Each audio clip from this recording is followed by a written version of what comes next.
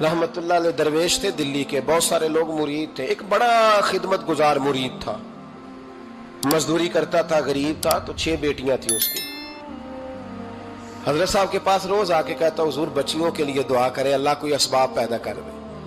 एक बच्ची की शादी का खर्चा 1000 दिनार है और मैं गरीब हूं। हजरत साहब दुआ कर देते। खानका शरीफ के थोड़े ही फासले पर, हजरत जहां बैठ के मुरीदों की तरबियत करते थे, उससे थोड़ा ही फासले पर ना एक ईसाई रहता था, बड़ा मालदार था, बड़ी सारे ऊंट, गायें, भेड़, बकरियां रखी हुई थी, और हजरत शरफुद्दीन रहमतुल्लाह अलैह की बड़ी मुखालफत करता था। और ये जो आपका गरीब मुरीद था, ये उसका पड़ोसी था। एक दिन बुला के ना उनको कहने लगा कि तू किधर जाके जो है वो टकरे मार रहा है, वहां से कुछ नहीं मिलने वाला। वो तुझे क्या देंगे जिनकी खानका खुद चंदे पे चलती है, मदरसा चंदे पे चलता है, मस्जिद चंदे पे चलती है, तेरी बेटी का मामला कहां हल होगा? तो उस दरवेश ने कहा कि तू मेरे पीर को नहीं जानता, तू अजय मेरा महबूब नहीं डिठा, तो पता नहीं ना, तू इस रास्ते का मुसाफिर नहीं, तू नहीं जानता, उनका बस चले ना तो वो हर कीमत में मेरी बेटियों की शादी करा दे। अब वो ईसाई था, कहने लगा अच्छा चलो ठीक है, अगर इतनी बात है ना तो जाओ उनसे जाके कह दो कि 6 साल के लिए मेरे साथ मुआहदा कर लें, तो मेरे जानवरों को चारा डाल दिया करे, 6 साल ड्यूटी करे, मैं 6000 दिनार दे देता हूं।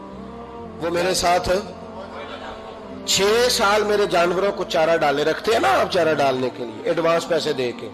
अब तो लोग उन्हें भी गुलाम ही बना लेते हैं, बड़ी थोड़ी तनख्वाह देते हैं, जुल्म करते हैं, पूरा मुआवजा नहीं देते। हजरत शेख शरफुद्दीन के बारे में वो कहने लगा, जब अपने पीर से जाके कह के मेरे जानवरों को 6 साल चारा डाले, मैं 6000 दे देता हूं, तू जो कहता है हर कीमत पे जाने को तैयार है। उसने जब ये बात की तो मुरीद ने नाराज हो गया, वो लड़ाई हो गई, गिरबान पकड़ लिया, झगड़ा हुआ, बात बड़ी दूर गई। इस तरह की बात करता मेरे हजरत के बारे में, तेरे जैसे कई मैं वहां काम पे रखा दूं।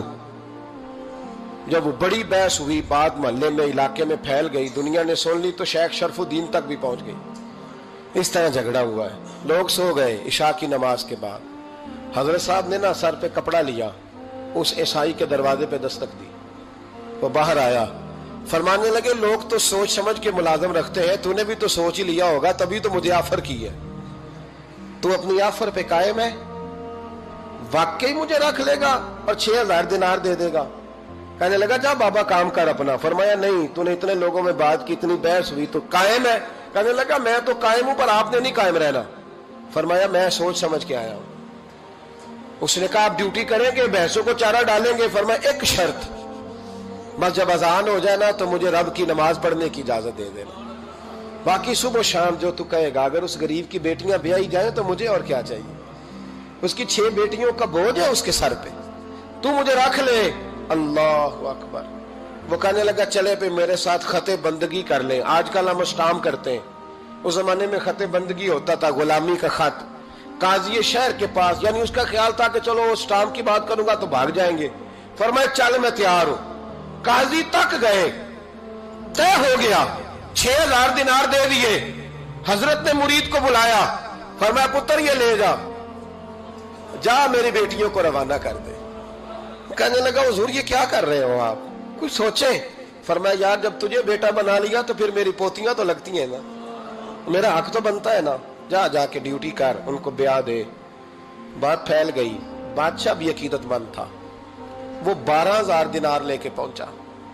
क्या बताऊं इन रब के बंदों का दिल कैसा होता है, क्या दर्द होता है, क्या रंग। 12000 दिनार लेके बादशाह आया और आके हजरत को पेश किए, का हुजूर आप दें इस ईसाई को, डबल दें और जाए काम करें। आप फरमाने लगे तू पैसे दे, शर्तें ना लगा, मेरा जहां दिल करेगा मैं खर्च करूंगा, मुझे तो मजा ही अब आने लगा है, अभी तो लुत्फ आ रहा है, अभी तो जायका आया है कुछ करने का, पैसे देने हैं तो दे, पाबंदी ना लगा, जहां मेरा दिल करेगा मैं। उसने कहा हुजूर ठीक है रख ले। हजरत ने फजर मस्जिद में पढ़ी, जेब में 12000 दिनार थे, ऐलान फरमाया भी किसी और की बेटी भी बैठी है तो पैसे मेरे पास है। वो 12000 दिनार भी बांट दिया, और 12000 दिनार बांट के ना तो फिर चले गए खेत में चारा काटने। उस ईसाई को किसी ने बतलाया कि उनके पास तो 12000 आया है, पर तुझसे जान नहीं छुड़ाई उन्होंने, कि वादा ये हुआ था कि 6 देंगे तो जाएंगे, जब तक देंगे नहीं तेरे घर में काम करेंगे। वो ना चारा काट रहे थे, हजरत साहब तो वहां पहुंच गया, दूर जाके खड़ा हो गया, कहने लगा बाबा پہلے تو میں نے مسلمانوں کے اخلاق سنے تھے، اب تو میں نے دیکھ بھی لیے، پر یہ بتا جب 12,000 آیا تھا جان کیوں نہیں چھڑائی؟ تو حضرت چارہ کاٹتے کاٹتے رو پڑے، فرمانے لگے تو نہیں نہ جانتا یہ بیٹیاں سانجی ہوتی ہیں، پتہ نہیں نا؟ میرے رسول پاک نے تو حاتم تائی کی بیٹی کے سر پہ کپڑا رکھ کے کہا تھا بیٹیاں برابر ہوتی ہیں، تو یہ نہیں پتا جب اس کی 6 بیٹیوں کی شادی ہوئی ہے میرے اندر روحانیت کتنی بڑی ہے۔ فرمایا پھر 12,000 آیا ہے تو 2-4 بچیاں پھر گئی ہیں، تجھے نہیں پتا میں اندر سے راضی کتنا ہوں، میں تیری نوکری کرتا رہوں گا، پتہ نہیں اللہ کتنی بیٹیوں کو بیاہ دے گا۔ اتنا رویا وہ عیسائی کے پیروں میں بیٹھ گیا، کہنے لگا بابا میں نے تیری مخالفت کی ہے پر تیرے قریب آ کے پتہ چلا ہے کہ تو بہت اونچے اخلاق کا مالک ہے، اور اگر تیرا یہ مقام ہے تو تجھے اخلاق سکھانے والے محمد عربی کی شان کتنی ہوگی۔ ظالم کی بولیے جاتے نہیں لوگ جھوٹے گواہ بن کے، وکیل صاحب کو نہیں پتا ہوتا کہ یہ بندہ مجرم ہے جو میرے پاس آیا، کیا مجرموں کے وکیل نہیں ہوتے؟ بولے تو اس کو پتہ نہیں ہوتا وکیل صاحب کو کہ یہ صاحب مجرم ہے، میرے پاس مقدمہ لے کے آئے، اور اگر بے ادبی نہ ہو جائے تو میرا خیال ہے قاضی عدالت کو بھی پتا ہوتا ہے کہ مجرم کون ہے اور مظلوم۔ میرے نبی پاک صلی اللہ علیہ وسلم نے اس قدر زیادہ سختی فرمائی اس مسئلے میں، فرمایا جس کو پتا تھا کہ فلاں آدمی ظالم ہے، ظلم کر رہا، پھر وہ ظالم کا گواہ بنا یا اس نے ظالم کی مدد کی، کتنی کی؟ شارحین لکھتے ہیں چاہے اس نے ایک جملہ بول کے کی، چاہے ایک، سارے بولیے، چاہے ایک غریب کو اس نے ظلم کیا تو کہتے ہیں علاج یہ سی، چاہے ایک جملہ بول کے کی، شارحین اس حدیث کی شرح میں لکھتے ہیں ایک جملہ بول کے چاہے مدد کی، جس بندے نے کسی ظالم کی مدد کی کسی مقدمے میں یا کسی صورت میں اور اسے پتا تھا یہ ظالم ہے، میرے نبی پاک صلی اللہ تعالی علیہ وسلم فرماتے ہیں اگر اس نے مدد کی، ابھی ظالم کی بات نہیں ہو رہی، ظالم کے مددگار کی بات ہو رہی، اگر کسی نے ظالم کی مدد کی تو حضور فرماتے ہیں خدا بھی اس سے بری و ذمہ ہے، رسول بھی اس سے بری و ذمہ ہے۔ سنبھال کے رکھے اپنی نمازیں، قربانیاں، حج، زکوٰۃ سنبھال کے رکھے۔ اگر ظالموں کا مددگار ہے، الیکشن آ لینے دے، آپ کو نظر آ جائے گا کون کون ظالموں کا مددگار ہے، نظر آ جائے گا۔ اپنی جیب سے لوگ پیسے دے کے ظالموں کی مدد کریں گے، ان کے فلیکس چھپوائیں گے، بورڈ لگوائیں گے، جیبوں سے پیسے دے کے۔ ہم نے خود آگ لگائی ہے چمن میں اپنے، بے سبب گردشی ایام کو الزام نہ دو، ہم نے خود نور کا ظلمت سے کیا ہے سودا، کر کے توہین سحر شام کو الزام نہ دو۔ ظالموں کے مددگار میدان میں آ گئے، یہ چھوٹا لفظ نہیں، میرے حبیب پاک صلی اللہ علیہ وسلم نے فرمایا جو ظالم کا مددگار ہے سن لے جو سجن کے ساتھ کچہری جاتا ہے، وہ یاد رکھے جو دوست کا گواہ بنتا ہے، وہ یاد رکھے جو کہتا ہے میں مانگی گیا تھا، مجھے بلایا گیا تھا قبضہ چھڑانے کے لیے کسی غریب بیوہ کی جائیداد پہ، وہ سن لے تو مدد کر کے نہیں آیا، تو خدا کے ذمے سے نکل گیا ہے۔ رسول پاک نے فرمایا تیرا میرا تعلق ختم ہو گیا، تو ظالم کا مددگار ہو گیا، پھر تو کہتا میں بے چین ہوں، میں بے قرار ہوں، میں آزمائش کا شکار ہوں، پلٹ کے دیکھ تو صحیح تیرا گناہ کتنا بڑا ہے۔ میرے نبی پاک صلی اللہ علیہ وسلم کا ایک اور فرمان سن لیں، ابن ماجہ ابو داؤد میں موجود ہے، اس حدیث کو آپ نے یاد کر لینا ہے، کر لیں گے انشاءاللہ، سارے کہیے انشاءاللہ، کر لیں گے یاد۔ حضور صلی اللہ علیہ وسلم نے فرمایا اگر تو ظالم کی مدد کرے گا نا، یہ لفظ دل کی تختی پہ لکھ لینا، یہ مکافات عمل ہے، مکافات عمل دنیا، ادھر کرو گے تو ادھر بھرو گے۔ فرمایا اگر تو کسی ظالم کی مدد کرے گا، سن لے حضور کا فرمان ہے، اگر تو ابن ماجہ ابو داؤد سیاہ میں موجود ہے، فرمایا اگر تو کسی ظالم کی مدد کرے گا تو رب تعالیٰ مرنے سے پہلے تیرے اوپر بھی ظالم کو مسلط کر دے گا، تیرے اوپر بھی ایک دفعہ ظلم ضرور ہوگا اگر تو ظالم کی، وہ کسی صورت میں بھی ہو سکتا ہے، کسی صورت میں بھی تیرا بیٹا ہی اٹھ کے ظلم کر دے گا، تو الجھ جائے گا، کسی نہ کسی جگہ تیرے لیے تباہی کا سامان ہوگا، تیرے اوپر ظلم ہوگا، اس لیے کہ تو ظالموں کا مددگار ہے۔ چاہیے یہ تھا کہ تو مظلوم کی مدد کرتا، انسانی ایمانی یقین کا فریضہ سر انجام دیتا، تو ظالموں کا مددگار ہو گیا۔ ٹٹول کے دیکھ لیں، رزلٹ نکال کے دیکھ لیں، ہمارے زمانے میں ظالموں کے مددگار زیادہ ہیں، اتنی لمبی زبانیں نکال کے ظالموں کی مدد کرتے ہیں، بڑے بڑے کالم نویس اللہ نے انہیں قدرت دی لکھنے کی، تو اپنا قلم ظالموں کی مدد میں خرچ کرتے ہیں۔ وہ لوگ جن کو اللہ تبارک و تعالیٰ نے قدرت دی، ہمت دی، طاقت دی، کچھ لوگ ان کے حلقہ احباب میں، وہ اپنے لوگوں کو استعمال کر کے ظالموں کی مدد کرتے ہیں، ظالموں کی مدد کرتے ہیں۔ میرے نبی کریم سید عالم نور مجسم صلی اللہ علیہ وسلم نے فرمایا، اگر تو نے ظالم کی مدد کی تو جب تک تو توبہ نہیں کرے گا رب تجھ سے ناراض ہی رہے گا۔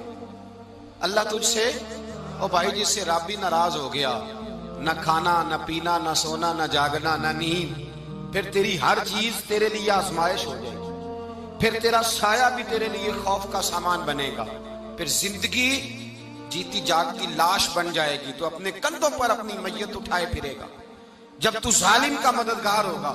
اور نبی پاک صلی اللہ علیہ وسلم نے فرمایا، ظالموں کا مددگار بھی ظالم ہوتا ہے، ظالموں کا مددگار بھی، سارے بولے ظالموں کا مددگار بھی نہیں، کو نہیں، آپ سارے نہیں بولے، ایک دفعہ بولے ظالموں کا مددگار بھی، پکی بات ہے، ظالموں کا مددگار بھی۔ اللہ اکبر، جس کا یارانہ ہو، جس کا دوستانہ ہو، جو کہے میں نے نا اس کو اوکھے ویلے کے لیے ظالم کو یاد رکھا ہوا ہے۔ کبھی مشکل میں رکھے نہیں ہوئے لوگوں نے ظالم دوست، کہتے میں نے رکھے ہوئے ہیں، بلکہ ہمارے دیہات میں تو کہتے ہیں میں نے بازو بنائے ہوئے ہیں۔ کس کو بازو بنا لیا؟ ظالم بھی کبھی بازو ہوتا ہے، جو ظلم کی تلوار لیے میدان میں کھڑا ہے۔ قارون، حامان، فرعون، نمرود کا حال نہیں لوگوں نے دیکھا؟ اپنے زمانے میں آپ نے کتنے لوگ نہیں دیکھے جن کے سائے سے، آواز سے لوگ کانپتے تھے؟ پھر پولیس کی گاڑیوں میں وہ اس طرح مردہ پڑے کہ دنیا نے تماشا دیکھا ان کا۔ یہ رنگ ہم نے دیکھے نہیں اپنے آنکھوں سے۔ فرمایا ظالم کا مددگار بھی، جو کار میں بٹھا کے لے کے گیا وہ بھی ظالم، جس نے چائے پلائی وہ بھی، جس شخص نے کھانا کھلایا وہ بھی، جو کچہری تک ساتھ گیا وہ بھی، جس نے فلیکس کے نیچے، بڑے شرابی کے نیچے چھوٹی اپنی فوٹو لگائی وہ بھی، جو ووٹ کی پرچی ڈالنے گیا وہ بھی۔ کہہ دینا باہر نکل کے کہ حضرت صاحب نے سیاسی تقریر کی ہے، کہہ دینا، پر بات تو سچی ہے نا۔ خو کرے ہم تو سے تھوڑا سا گلا بھی سن لے، خو کرے ہم تو سے تھوڑا سا بھی گلا۔ امام مالک کے پاس ایک بندہ آیا، اس نے کہا حضور میں درزی ہوں، ایک ظالم بادشاہ مجھ سے کپڑے سلواتا ہے، میں تو ظالموں کا مددگار نہیں نا۔ ایک ظالم بادشاہ مجھ سے، حضور میں تو مددگار نہیں نا ظالموں کا۔ جو فرمایا ظالموں کا مددگار بھی ظالم ہوتا ہے، تو کپڑے لے کے آتا ہے میں سی کے دے دیتا ہوں، ذمہ داری نہیں۔ یہ ایک آدمی دکاندار ہے، اس سے کوئی بندہ چیز خریدنے آئے گا تو تھوڑی کہے گا میں نے نہیں دینی، تو دے گا۔ کوئی بندہ اگر کسی شخص سے کوئی کام کہتا ہے جو اس کی فیلڈ ہے، اس کا شعبہ ہے، اس کا معاش کا وہ سلسلہ ہے، کہتے ہیں یا رسول اللہ صلی اللہ علیہ وسلم ظالموں کا مددگار بھی ظالم، حضور نے فرما دیا۔ تو امام مالک سے بندے نے مسئلہ پوچھا، دل کی تختی پہ لکھنے والی باتیں ہیں، کہا حضور میں درزی ہوں، ظالم کپڑے سلواتے ہیں، میں تو مددگار نہیں نا۔ امام صاحب کہنے لگے نہیں، مددگار تو وہ ہوگا جو تجھے سوئی دھاگا فراہم کرے گا، تو تو پورے کپڑے سی کے دیتا ہے، تو خود بہت بڑا ظالم ہے، تو پورے سوٹ سی کے دیتا ہے، تو بہت بڑا ظالم خود ہے۔ مددگار تو وہ ہوگا جو تجھے دھاگا دے گا، جو تجھے بٹن دے گا، جو تجھے نلکی دے گا۔